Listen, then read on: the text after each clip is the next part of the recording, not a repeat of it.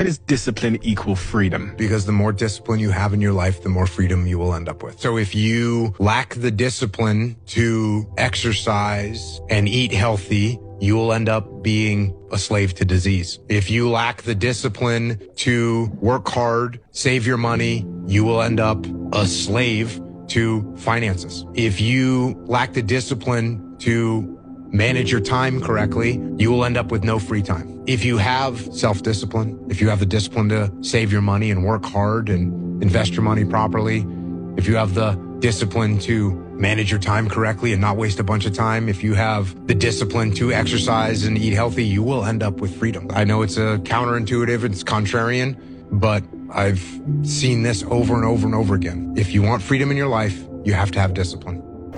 Man, being disciplined is a game changer. Being disciplined is what actually gives you life. That's what actually gives you real-time life. See, when you sloppy and when you not disciplined, when you not consistent, when you laying on the couch, when you in bed all day, when you not focused on your goals, when you eating the things that you know you're not supposed to be eating, when you not going to the gym, when you not focused, when you not locked in, you're not really living life. You're living a subpar life. You're living in an illusion.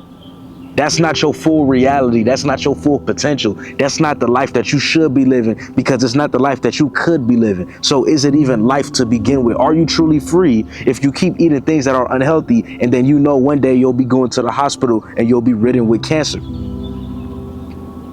Are you truly free? Is that real freedom? Or is that bondage? Is that bondage? There's freedom in working out and being fit and being able to run. There's no freedom in gaining all this weight and you can barely move. We're not making fun of nobody. We're not. Because I see big people who are in the gym and it's their first day and I cheer them on because they're trying to do something about it. That's freedom right there. Taking your first step, your day one. That's freedom too. But what we're not going to act like, brothers, we're not going to sit here and act like you're free for just living a life that you want. Woo-hoo. You don't have no principles. You don't have no morals. You don't have no guidelines. A lot of my guidelines is in the New Testament. It's in scripture. Guidelines on love thy neighbor, guidelines on how to be a man, guidelines on having faith, talking about stories like Peter when he was on the water and how he almost lost faith. And Jesus had to remind him, hey, believe in me. Believe in yourself. Yea, of little faith. Trust the process. Have faith. And believe that you can do it. And if you believe that you can do it, then you can. That's freedom. Believing in yourself is freedom. Taking a risk is freedom. Peter hopping on that water, he's trying to do what Jesus does.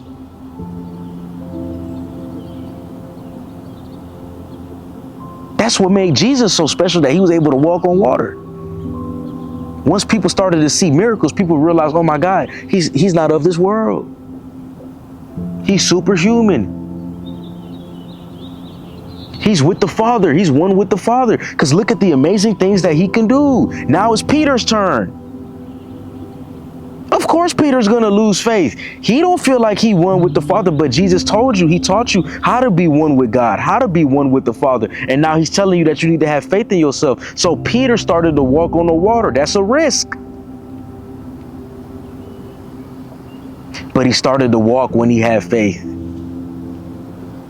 So we got to have faith in ourselves. There's freedom in risk. There's freedom in risk. There's freedom in talking to that random person, talking to that girl that you like. There's freedom in that. There's freedom and there's freedom in that. In creating a better life for yourself, in believing in yourself. There's freedom in that. There's freedom in discipline. You got to be real disciplined. You got to be real disciplined to believe in yourself. That's discipline. But there's freedom in that discipline. Discipline equals freedom. All day, every day, I promise you, discipline is freedom. But in society nowadays, we got it mixed up and we think that freedom is the absence of discipline. We think that freedom is the absence of rules. And that's what they do in society to trick us. So they want to make us more free, more liberal, more free. But the more free we become, the more we tend to degress instead of progress.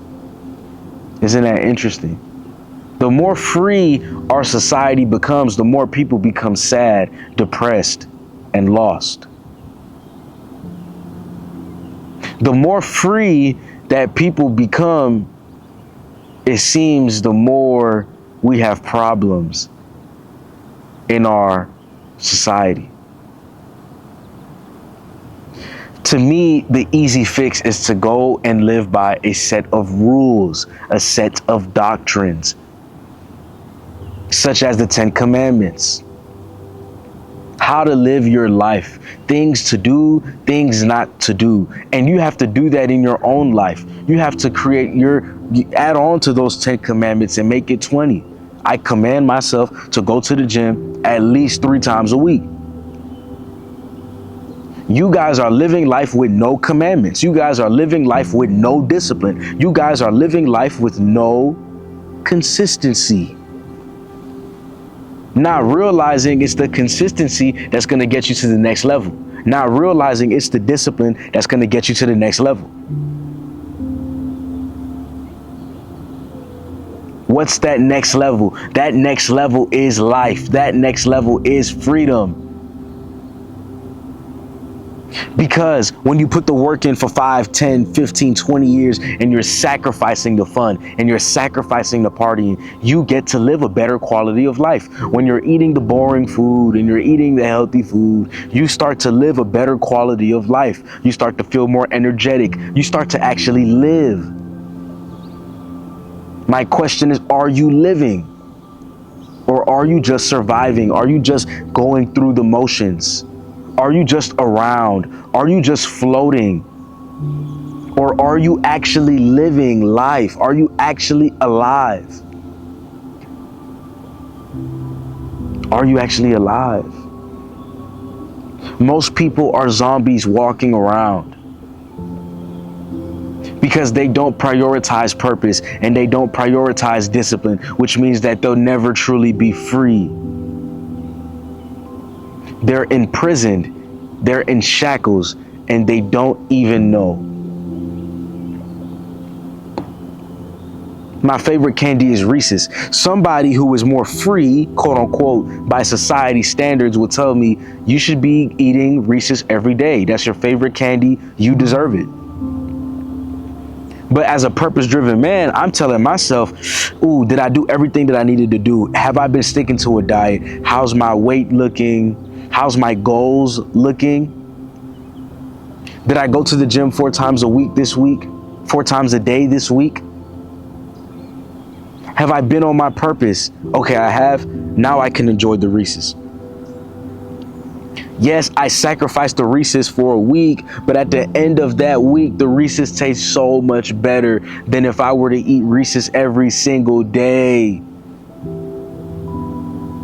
Because now I'm going to be a slave to the Reese's, but instead the Reese's is a slave to me. We have to learn to flip the script. I'll repeat it one more time. If I were to eat my favorite chocolate every day, then I would be a slave to that chocolate.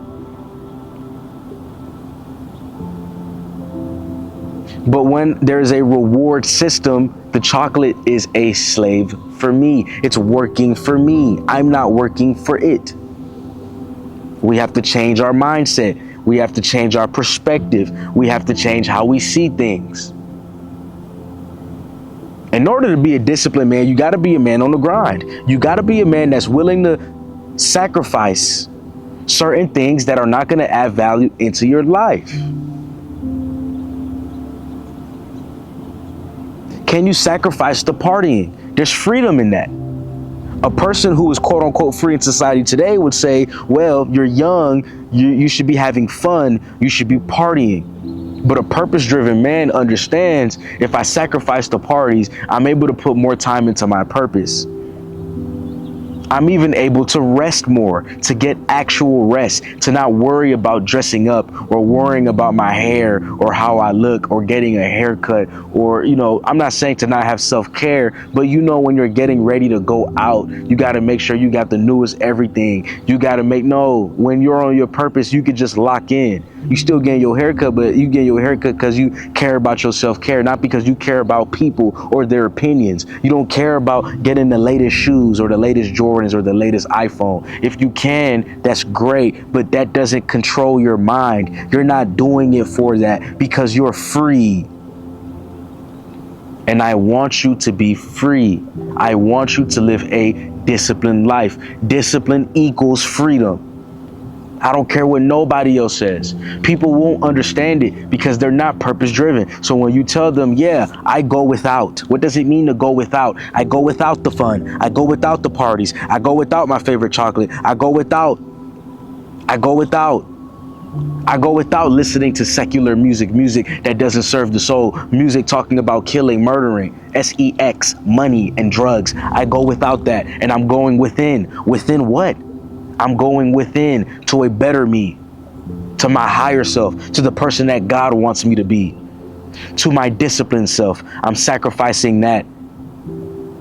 And I'm adding in some new things that will make my life better. See, when you get rid of the secular music, you're still a fan of music. You're going to find music that speaks to your soul, whether it's gospel, whether it's reggae, whatever it is, you're going to find that music. You're not going to get rid of music. You're going to replace it. You're going to replace foods that you thought you loved, and you might find something that you love more, and it's 10 times healthier. So discipline gives you treats as well. It gives you better things. It does. There's alternatives to Reese's. It don't taste the same, but there's alternatives. I've grown to like them. It's healthier. Okay. We act like it's the end of the world if we can't have our favorite food, if we can't go to the party. No, have the sacrifice and the discipline. You weren't able to go out this weekend with your friends, but 10 years down the line, you could travel across the globe anywhere you want. It's hard to believe because you don't see it, but when you put the work in, it will come true. When you put the work in, it will come true. You got to believe it. You got to believe it. You got to believe in yourself. You got to believe what you're working for. What are we doing this for? What are we waking up every morning for? What are we hustling for? What are we chasing? A better life. And at the same time, we're grateful for the life that we already have, but we're working towards a better life. See, what some people do is they don't believe that they're going to have a better life. They just try to maximize the life that they already have.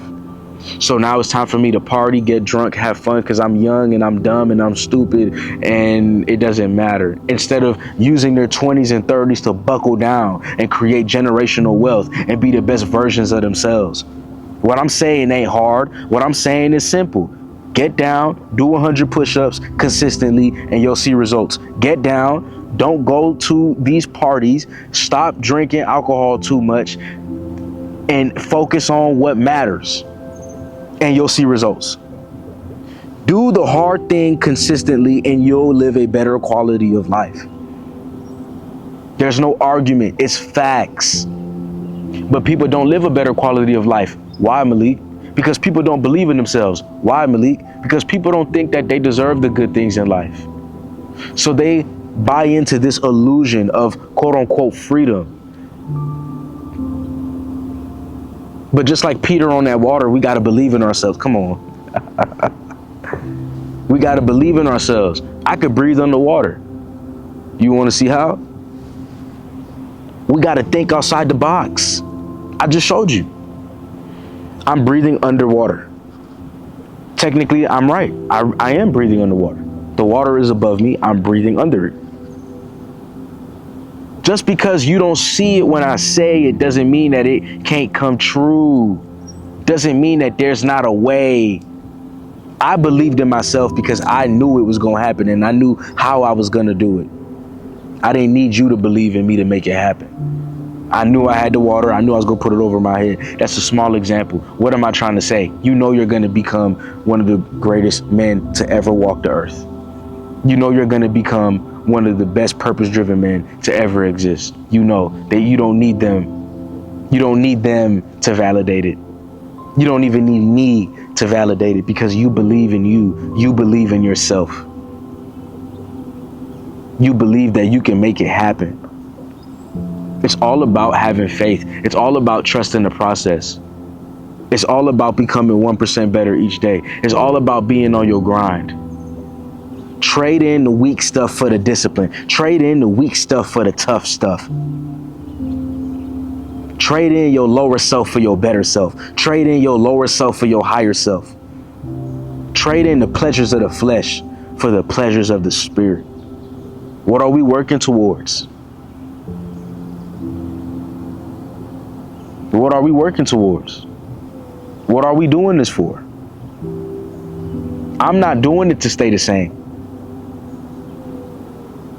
I want to be 1% better each and every day. I want to be greater than I was the day before. And that requires a certain amount of sacrifice. That requires a certain amount of discipline. And I'm willing to do it. Who's with me? Discipline equals freedom. That's when you truly start to live life. That's when you truly start to live life. That's when you truly become free. It's when you're disciplined. God bless y'all. I love y'all. Thanks for watching. We are purpose-driven men. Let's go.